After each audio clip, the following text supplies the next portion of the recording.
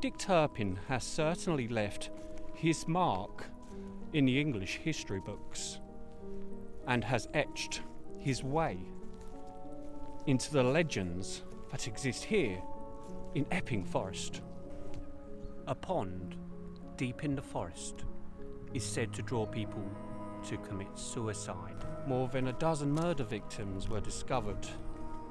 One woman was even found dead in her car with the arrow of a crossbow in her head. If that's not enough to send a shiver down your spine, then what about the terrified high-pitched screams that resonate from this area at the dead of night? Epping Forest is often known as the People's Forest.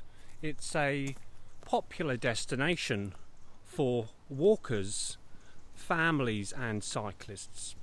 The forest is less than an hour's drive from London, and this ancient woodland stretches from London to Epping, Essex. It lies on a ridge of land between the rivers Lee and Roding. It's a beautiful place to visit here in Essex, but Epping Forest is steeped in history, and its gnarled ancient woodland has a dark, sinister side too. Welcome to Epping Forest and those bleak, twisted tales associated with it. How old is Epping Forest?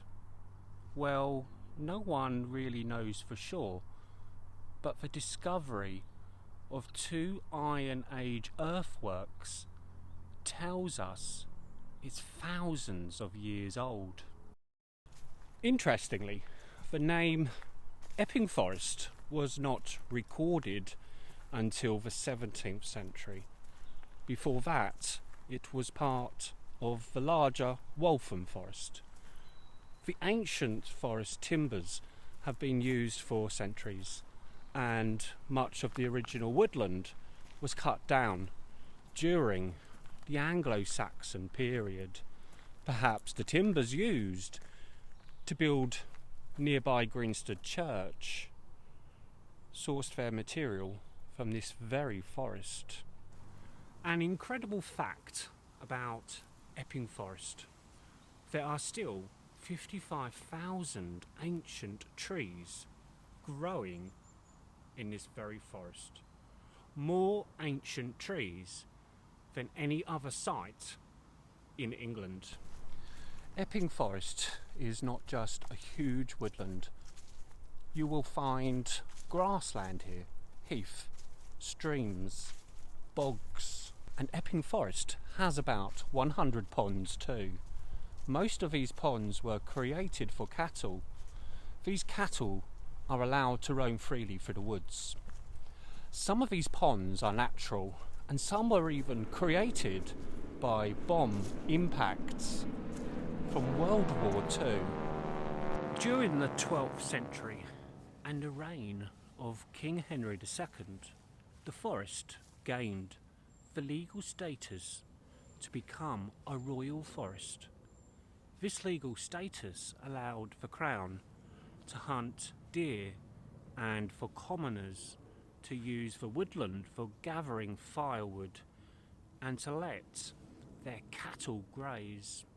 Did you know that commoners were not allowed to hunt deer? The right of hunting was reserved for the wealthier members of society. These hunts were most often organised by the royal courts. Henry VIII, as well as his daughter Elizabeth I, used the forest for hunting in 1543. Henry VIII even had a building constructed here known as the Great Standing. This building was often used by Elizabeth I as her hunting lodge. It is today known as the Queen Elizabeth's Hunting Lodge. The building still stands and is open to the public. Epping Forest ceased to be a royal forest in 1878. This change was made under the terms of the Epping Forest Act of that year. The forest was placed under the care of the City of London Corporation. They appointed 12 keepers to safeguard the forest. The Act also saw an end to the Crown's right to venison, and the pollarding of the trees was also prohibited. Did you know that Queen Victoria visited Epping Forest in 1882 and she declared the forest to be for the enjoyment of her people? So, what about the dark, sinister side of Epping Forest? Well, legendary highwayman Mr Dick Turpin found refuge here in the forest in the 18th century, not like in a holiday home sort of way either. Epping Forest was one of his favourite stomping grounds, where he targeted the carriages of wealthy people.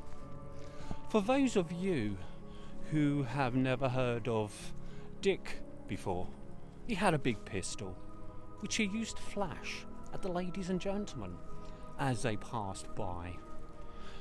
"Stand and deliver," he used to shout. Strangely, highwaymen seem to carry a romantic, even heroic image. If the stories are true, Turpin was actually a ruthless killer and robber and terrorist, perhaps the most notorious and paradoxically the most romantic highwayman of all. Dick Turpin has certainly left his mark in the English history books and has etched his way into the legends that exist here in Epping Forest. Turpin was born in Hampstead in 1705, and at some point in his life he was involved in the very violent Gregory gang. When he eventually left the gang, he became a highwayman. His favourite area in the forest was that of Loughton Camp. It is believed that Turpin killed at least one man in Epping Forest. Dick Turpin was executed for his multitude of crimes on the 7th of April 1739. He met his maker at the end of a rope in Knavesmere, York. The next morning, Turpin's body was buried in the graveyard of St George's Church, Fishergate, opposite what is now the Roman Catholic St George's Church. On the Tuesday following the burial, the corpse was reportedly stolen by body snatchers. The theft of cadavers for medical research was a common enough occurrence and was possibly tolerated by the authorities in York. The practice was, however, unpopular with the general public, and the body snatchers, together with Turpin's corpse, were soon apprehended by the mob. The body was recovered and reburied, supposedly this time with quicklime. Turpin's body is purported to lie in St George's Churchyard, although some doubt persists as to the grave's authenticity. So what other dark secrets does Epping Forest hide? Epping Forest is a dense, large forest and is the perfect place to make things disappear, like people. Through the years, the bodies of several people were found buried in the forest, and several murders took place here. Since the 1960s, more than a dozen murder victims were discovered. One woman was even found dead in her car with the arrow of a crossbow in her head. So, is Epping Forest haunted? Well, it's probably not the sort of place you would want to be alone in the middle of a night. The place is eerie, and since pollarding was prohibited more than 100 years ago, the trees have grown into gnarly old forms. If that's not creepy enough, then indeed Epping Forest is haunted. Firstly, by Mr Turpin himself. He's known to haunt the Loughton Camp, a place known as a hotspot for paranormal activity.